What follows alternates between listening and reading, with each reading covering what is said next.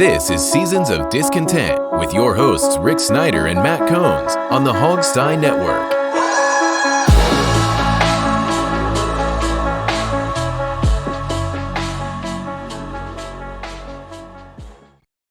Welcome to Seasons of Discontent, Season 5, Episode 11, brought to you by Rick Snyder's Washington on all the social media, including YouTube. And I'm Rick Snyder. And I'm Matt. And we're back discussing all things Washington sports and life as part of the mighty Hogstein Network on audio and the YouTube network for the video that you're watching. So make sure that you tune in and also go to Rick Snyder's Washington on Twitter and subscribe and whatever else I'm doing, just follow along. And if you want to send me money, that'd be great too. So, got a weekend off for football. Really weird. You know, they've never done this before. They cut a preseason game, but they didn't move the schedule up because the NFL hates playing on the Labor Day weekend. They've decided that's a dead one. Add a game to the end of the season in January. Okay, so we got a little free time, and this is where you do some of your fantasy league planning or maybe your real betting strategies, things like that. So I thought we'd talk about stuff like that. What is your prediction for the Washington football team's overall record?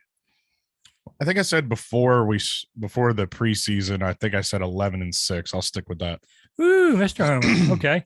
I'm going to go 9-8. I think they could do better. They could win a 10th. I don't see them better than that. I think they still have holes. I still think the run defense may not be as good as they would like. It's not going to be as good as the pass because they got two great ends. Yeah. The offense, I didn't see him score any touchdowns. Still haven't had to sing Hail the Redskins after a touchdown yet. I heard him singing it in the Mez at the last preseason game, but they got some miles to go and they've got tough teams.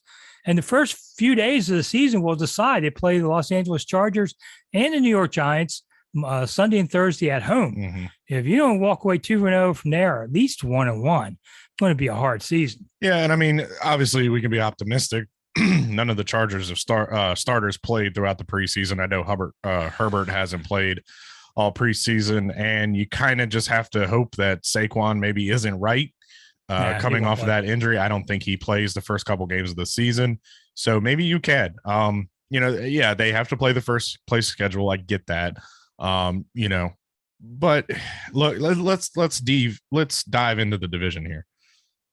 Dallas, okay, Dak hasn't practiced. Dak now not only is coming off of the leg injury, he's also got the shoulder injury now. So, how much is that going to affect Dak? Their offensive line has taken a couple hits back and, going back to when they had a really good offensive line a couple years ago. Their defense is maybe marginally improved. So I don't really see Dallas taking that next step. Now, obviously, they're not going to be 4-7 or whatever they were, to start the season. The Giants, their defense is probably improved, but it all falls on Daniel Jones's shoulder. What's the addition of Kenny Golladay? Are they going to have Saquon for the majority of the season coming off of that leg injury? We don't know. In Philly, I mean, I think Philly's kind of in flux right now too. They just traded for Gardner Minshew. They're maybe not sold on Jalen Hurts. I could see Philly being fourth in the division. They've got a new coach. They're still trying to make their image. The new coaching staff is trying to put their image on the team, and it's going to take a couple years, like we saw with Ron here in Washington. So, could they win the division? Yes. Could they be, fighting for the top of the division with, I would guess, Dallas as the incumbent? I don't know. Nah, everybody always overhypes Dallas, always. Well, but the last 5 games are Dallas, Philly. Yeah, Dallas, Philly, Dallas, Philly, New York. I mean, what a weird way to end the year. So no matter where they stand, pretty much going in that last 5 games, it's all up to you. Yeah. That's really wild. Yeah, you can go into the last 5 games of the season with a losing record and come out with a winning record if you win all 5 of those games, and you probably end up winning the division. Yeah, and you get to tiebreakers and all that. Yeah. So I'll give them that. I don't like that it's all spread out so much, but I mean, it compacted at the end of the season like that. But, 10 wins could win the division. Mm-hmm. So I think defensively, they're good enough. Offensively, I don't know. I think there's a lot of questions still, and Ashburn syndrome always runs high in August. So, all right. So fantasy talk, how many catches for I'm going 9-8. Yeah. So how many catches for McLaurin if you're doing your fantasy ball? Do you buy him early? Do you wait? He's definitely a top 10 receiver. I know he did not make the top 100, and there was a lot of the top 100 players. I know there was a lot of scuttlebutt around town, but he's definitely a top 10 fantasy wide receiver. I mean, hell, that whole class, they showed a graphic last night during the game of all the receivers that were taken in that class. And I think they all had 100 receptions, or I'm sorry, they all had, at least 75 receptions or something like that, or 1,000 yards. I can't remember what the stat was, but all those wide receivers that were taken in the first couple rounds of his draft have all produced. What did he have last year? Like 72 with Alex Smith? Yeah, maybe more. And what actually, we ended up having like 4 quarterbacks last year. I'd say he gets 80. Well, it's funny. I was going to say 80. So I'll say 81. Do a Price is Right line on you. There you go. Logan Thomas. I got him down for 63. I don't think he'll get as many chances. I don't think Logan's going to be the focus of the offense like he was last year. I mean, Hopefully. You had Alex Smith for a number of games where, let's be honest, his arm strength wasn't there. He couldn't push off of that bad leg. You kind of had to go to your safety valve and a tight end. And, that I think Logan also was a unknown factor last year. I think more teams are going to key on Logan. And you've also added wide receiver depth, like we've talked about in previous shows. The wide receiver depth on this team is insane. There's guys that are going to get cut that, you expected in years past would have made the team easily, So I think that the offense is more talented around Logan. What'd you say? I have him down 63. I'll go with an even 60, but he's going to produce in the red zone. All right. How many yards rushing for Antonio Gibson? I have 1,098.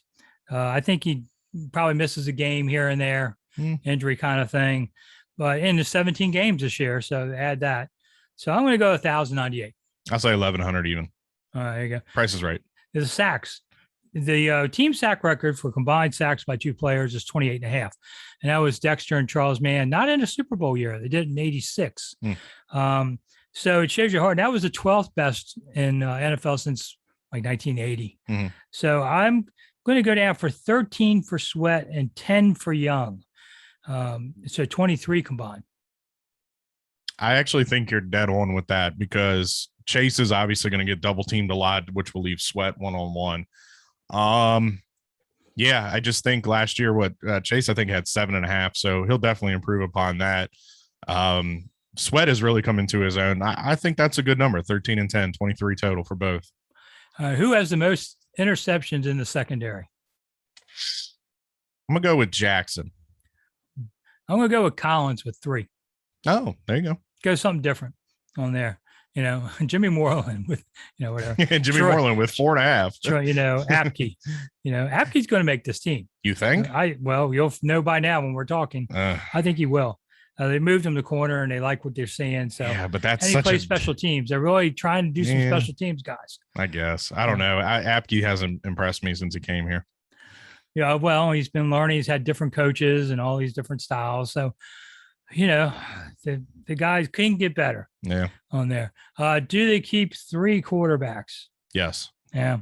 But does Montez make the practice squad as a 4th? No, I think they grab somebody else. Yeah, I do too. I think they've seen enough of Steven Montez. I just haven't seen enough out of him this preseason. That's another J guy too. Yeah. I just don't see the growth. Mm-mm. It's gotten a little better, but if you're going to, I don't know if you stash one early on there or not. As long as you have 3 healthy guys, I don't think you need one on the practice squad. Because they'll just stand around during practice and never play. Yeah. But if somebody gets dinged, then you go find somebody. Yeah. On there. There you go. Any others? All these betting numbers anymore. It's amazing how much gambling now is. Can't watch anything without all the gambling. Now they have alternate channels with gambling. Yep. I would just tell you to be careful out there. I know you think it's a $1 or $2, but it adds up. Yeah, I do my weekly $5 entry to FanDuel. That's about it. Well, I'm going to have on Rick Snyder's Washington, I'm going to have a beating the book on Saturdays. I talked to some of the best lines makers in the country. I used to work for some of them. So I'm going to pick Washington football games probably. There you go. Anything else, we'll see. I said I bet my left kidney Baltimore would cover against Washington. And they were -4 and they won by 34. Yeah. So, I was going to say, I think you won that pretty handily. Some people sent me their cash tickets early and said, hey man, if this loses, you owe me.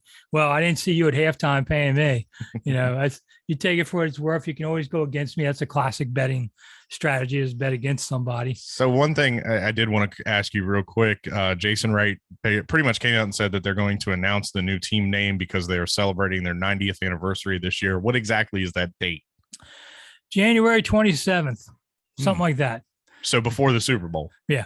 Okay. There's 2 weeks between the championship games and the Super Bowl. You do not want to do it Super Bowl week because the NFL will kill you. There's 2 weeks now. Isn't there? No, it's only a week, isn't it? No, it's 2. Well, we finish championship Sunday, you get a week off, and then it's Super Bowl. Yeah, you're right, 2 weeks. Yeah. So the NFL will kill you doing anything on Super Bowl week. Yeah, you're going to do it the week before. Yeah. He's pretty much said first quarter of it all. All this nonsensical transparency, blah, blah, blah. Listen, they got the name. They know it. They're just working with the lawyers. Yeah, they're solidifying the trademark. They're working with Nike to work on the jerseys because they have to have all that stuff to present it. They're not just going to come out, look at what the Indians did. The Indians changed to Guardians. They made the announcement. They had a logo. They had all the things kind of ready to go. I think that the Washington football team, look, Jason Wright has done a great job. He's turned this team very marketable, and he's turned this team around along with Ron and Tanya and everybody else that's involved. He's a very smart guy when it comes to this stuff, and they're going to do it smart. They're going to go up there. They're going to have the jerseys ready. They're going to have the logo ready. They'll have the helmets ready. They'll have everything ready to roll. I honestly thought they should have changed the colors. If you're going to change the name, start over fresh. You don't have to be tied to the burgundy and gold because it doesn't have any value with a new name. And I kind of thought that too, especially when in weeks past, Commanders has become the hot name. If you're going with a military theme like Commanders, you kind of have to go to the red, white, and blue, and you're going to match the Caps and the Nats and, the Wizards and, everybody else in town that wears red, white, and blue. But, I think Dan, being a fan of this team for as long as he has, I think that's probably one of the areas that they're not going to change. I still think they're going to stick out with burgundy and gold. Who's this Dan you talk about? The guy with the scruffy hair and the beard wearing a T-shirt. The guy's married to Tanya? He's supposed to be the owner of this football team, but looks like a bum. I think Tanya might be the new owner of this football team. Hey, who was that, Andrews? Yeah, she's made some really good inroads on a lot of things. Yeah. So she bought new press room chairs. For those of you out there, we had the originals from 1997, so that was nice. So I pictured that. And she upped the food at the press row. Chris Russell talking about it's the best mac and cheese he's ever had in his life. Yeah, and they still serve us hot dogs that take 35 minutes off your life because this team's been killing me slowly anyway. Let's just go ahead and do that. It's crazy. Yeah, Chris doesn't know good macaroni and cheese. That's all I can tell you. It wasn't my favorite. It was okay. I don't like to criticize the food because it's free. Yeah. That's ungrateful. But yeah, it's not the best out there. You can't pay for, I didn't see very many vendors in the crowd, and I thought about it. Everything's got to be paid electronically now. Yeah, it's all electronic pay. There is no cash. So how you used to tip the beer vendor. A lot of times they gave him a 20. It was $14 for a beer. Hey, keep the change. They ain't getting that. Not running that on a card. Yeah. There's guys. So I didn't see very many vendors yesterday. Well, they do. I know you don't get to sit in the stands very often, but they do that at Nats Park. Nats Park is all the vendors that walk the stairs. They all have it on their belt loop. So it's all very quick there. But this is a newer thing for Washington and FedEx Field. So many things. How much would you like to tip me? Oh God, that'll be awkward.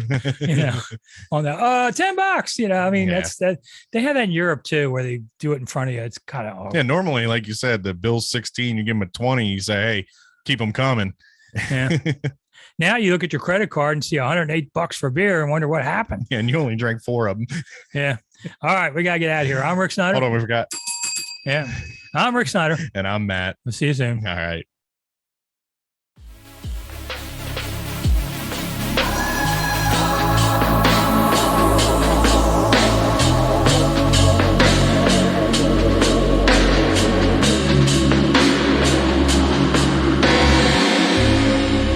Thanks for listening to Seasons of Discontent on the Hogstye Network.